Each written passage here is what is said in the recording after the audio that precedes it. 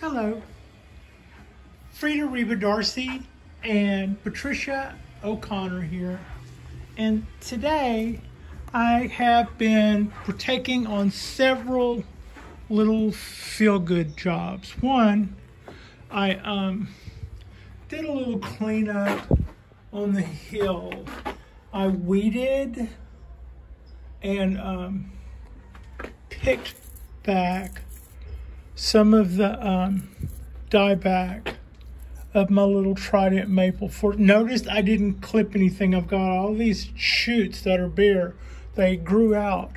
That was all this year's growth that then got hit by the wind that they didn't like when they used to live over here. Now, it wasn't a lot of high wind. It was just, you know, it was that really nice 15-mile-an-hour thing that didn't let go. That, and I keep making a mistake.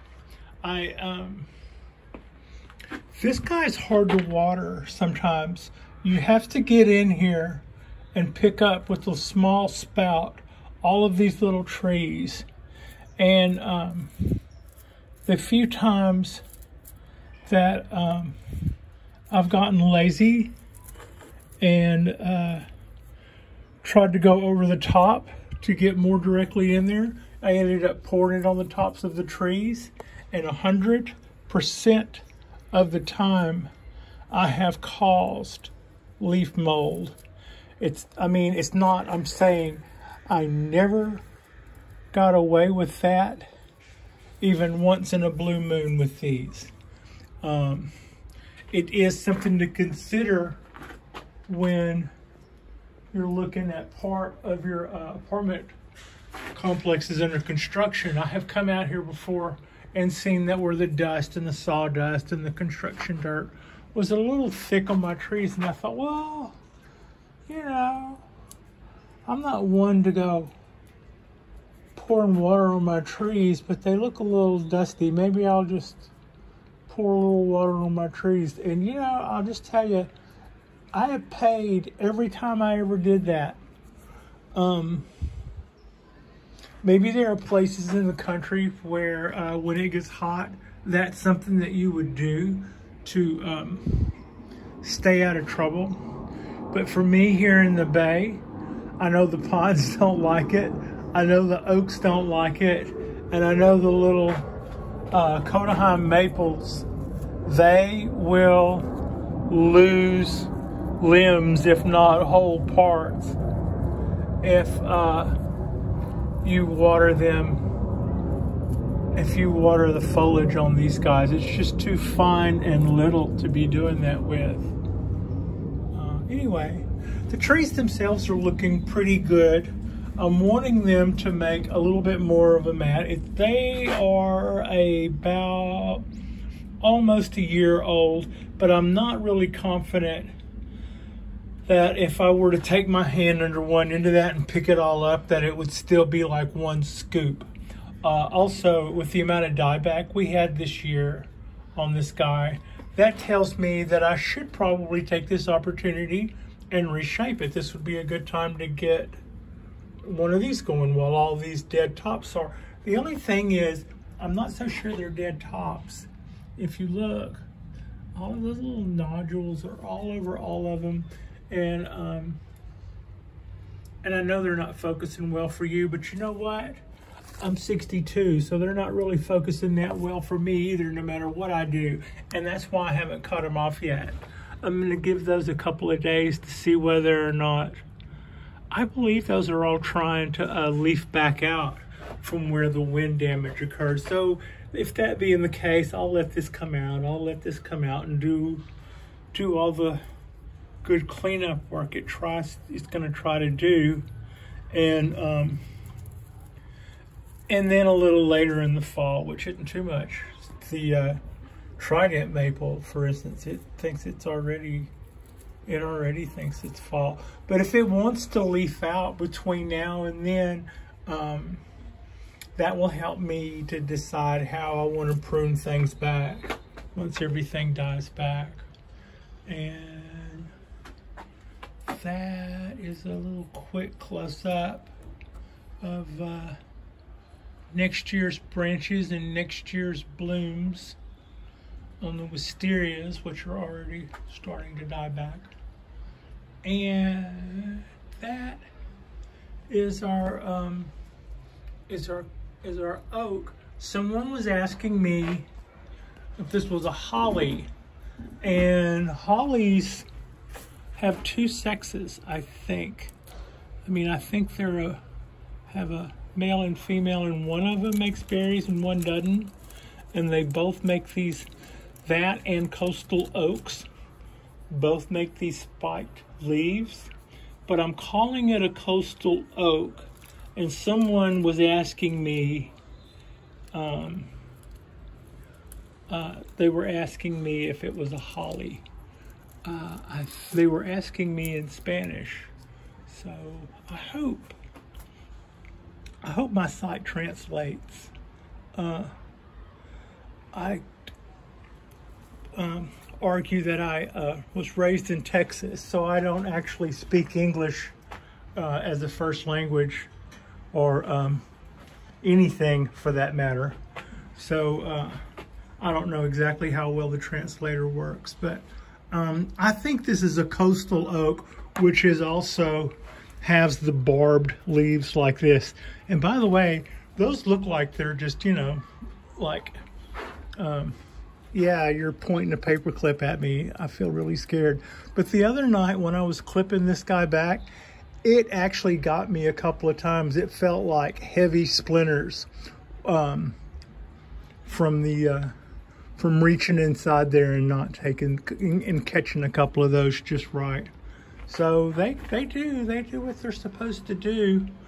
This is a quick look at my Dawn Redwood, and it's leafing back out quite a bit. Like it was going slow for a long time, but after a long time of having it sitting over here out of the light, you know, I talked about how I may have done it a disservice by moving it around a lot, and then I promptly moved it back into the sunlight. But I do think that caused it to pick up a little. And just about the time this guy went south and lost and had a dieback, I was about to change. I think I've had a change of heart. Originally, when I got this, it was a box tree that I got from Brussels, and the trunk came up just like this, and right here, let's see, no, well, right here, it was cut off exactly like if you took a broomstick and you cut it off so that you could drop it in the channel of your patio back door so nobody could open your back door. That is exactly what this looked like. I mean, there was no taper, no nothing. And I chopped and hacked and did that, and then pruned up the first leader, so it started off looking very much like a vampire steak, right, with all of this side ripped off. And then this was a tiny little branch at the time. So I said, well, to make up for all the dead wood from the lightning strike, we've got the new leader, which is taken over, and it has a good shape when it fills back out. And then we've got this guy, which will grow up to fill in that area. But in the last 6 months, when it was all full again, I was beginning to have a change of heart. I'm going, that makes it a cathedral style, and I would wire this back down to get that motion more that way. But I'm actually thinking that when this finishes flushing back out again, the next thing I get in the way of branches coming out this way, I'm going to encourage that, and I'll probably prune this extra thick. See, it's gotten extra thick because it's holding up what's the second leader of a cathedral. But something about just looking at it when it was all full and looking all lacy and really good and Dawn Redwoody, I I see where this is going to wrap around and give me a more traditional tree in a short while if I want to go that way. The only thing I need to do is start building some branches, maybe one down here or some up here as that whenever that wraps around and lets me. So that was kind of my thoughts on the Dawn Redwood when it finally comes back around. Today was time to water. It was a little debatable because we got some rain last night, but it didn't do anything but like a 10-minute. It's like, oh, cool, it's raining. I doubt if it actually did squat. And this morning, the trees didn't really show in their soil any signs where they had been watered. So I started thinking about it and calculating how long it had been since I had been using my 3-in-1 spray treatment. And it was about time where I felt as though I was going to start pushing my luck. I wanted another, maybe at the most, 2 weeks to go by without any problems so that I could go to the once-a-year solution. However, the longer I go without it, without starting that, the longer I feel like I am reaching without anything. So today I did two batches. Everything that was a gallon or less got its 3-in-1 treatment in my 1 gallon container, and that would have taken care of my pines. And then that was for my cypress trees, and then I reloaded my 1 gallon container for my over 1 gallon containers, and I did my my oak trees. And I have to say, I feel a lot better since right now neither one of them are doing anything more than making beautiful waxy oak leaves. And especially, I'm just gonna say again, every time I come out here now, I fall in love with this Cork Bark Oak all over again. I had always wondered when I would come around in my own evolution of what it was that I see in this. And what I see myself doing with this in a couple of years is putting a little bit more angle in the trunk by just changing the angle upon replanting it. Not gonna carve it. And I think all of those branches right now are going in the basic direction that I want them all to go, except for the tender little ones. They can do whatever they want to until they get big enough for me and my clumsy wire habits. And I'm gonna try to be more proactive on this and not leave anything long enough for it to scar. Or I'm going to evaluate what's going on with it like every day, so I don't just let something straighten out without really noticing it. There's got to be some time in there where I have some say. At least that's what I'm thinking. So I'm pretty happy and feeling pretty good about getting everybody treated with their once-a-year treatment. And I am also feeling pretty good about the work I got done the other night on my Cork Bark Oak. And the cypress trees here in the large planter, they got their treatment today as well. And their color is looking really good underneath the lights. And I'm really pleased with everything. I even got a power bill the other day, and that was my last question. Was this going to be somehow unreasonable in a way that I hadn't counted on? And it is not. Far from it. So I look at that. So this is this is this year's growth, and it's kind of looking rusty the way it kind of pulls into fall. And this is the last little, hey, we're not done yet. It's all so pretty to look at. And it's kind of contrasty in a way.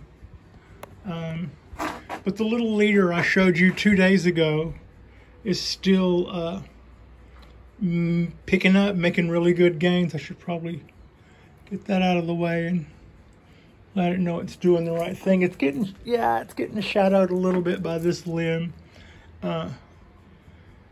It'll grow up and get over it. I'm not gonna mess with that limb. That limb was there first. And but I'm really happy with the way everybody's looking. And it is an absolutely beautiful day in the bay. The rain last night made the air really, really clear and blue today.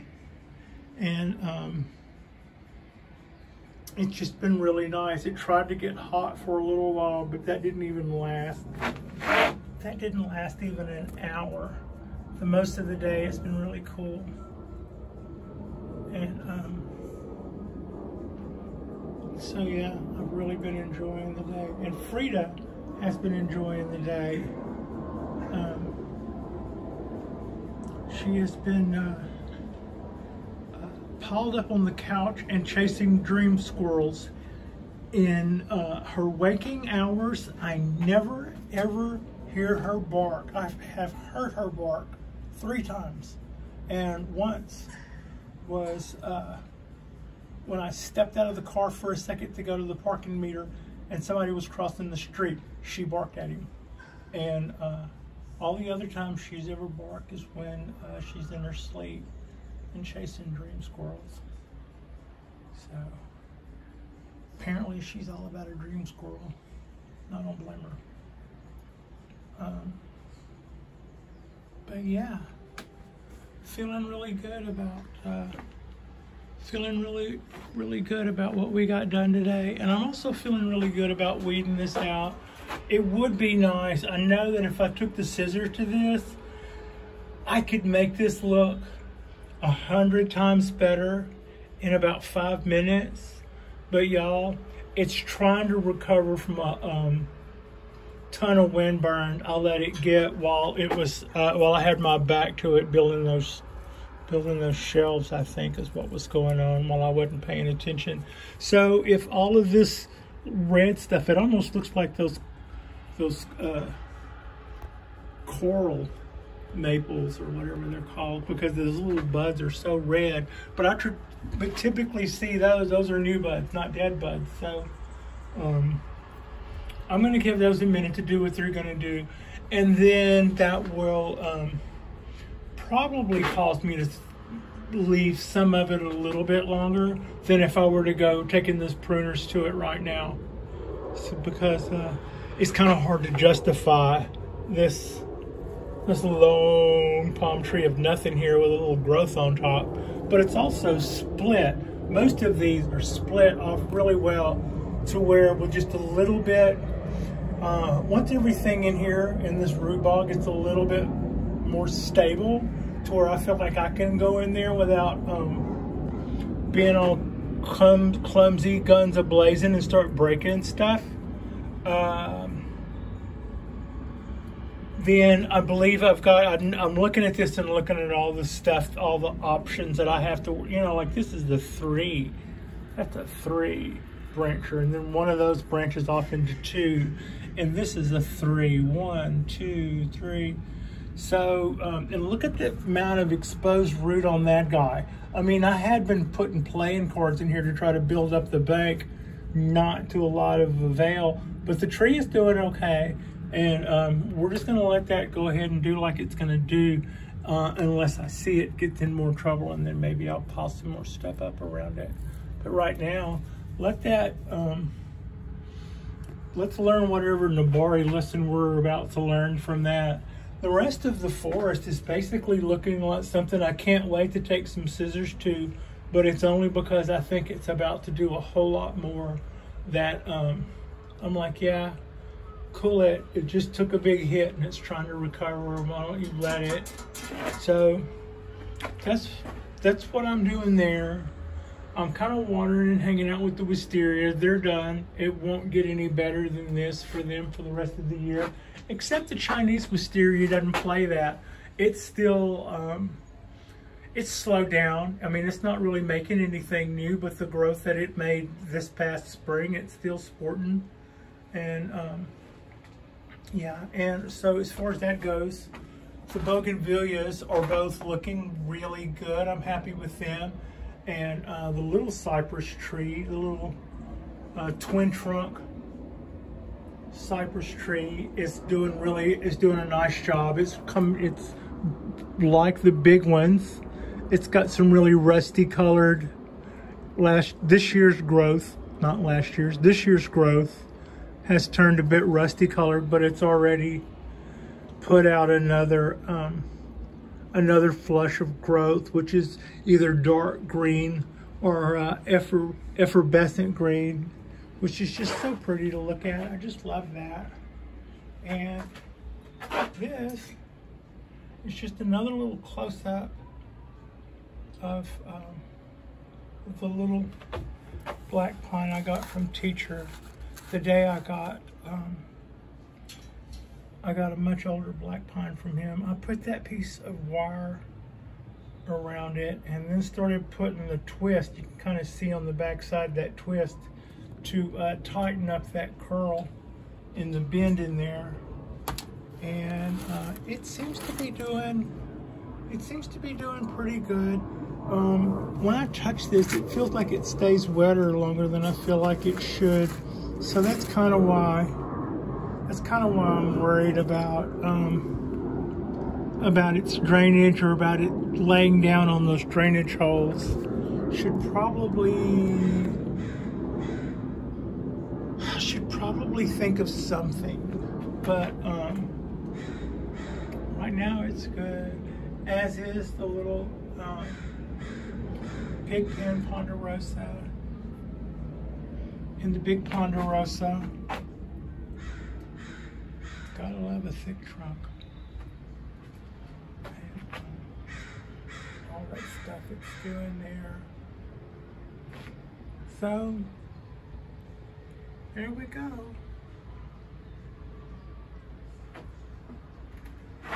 That's life on our balcony on a really cool Tuesday afternoon. Like and subscribe, and thank you for watching. I mentioned the other day, I think this might be a table. I'm kind of kicking around different ideas about how to utilize this grow space, because I don't know, looks lit to me. But like I said, thanks for watching.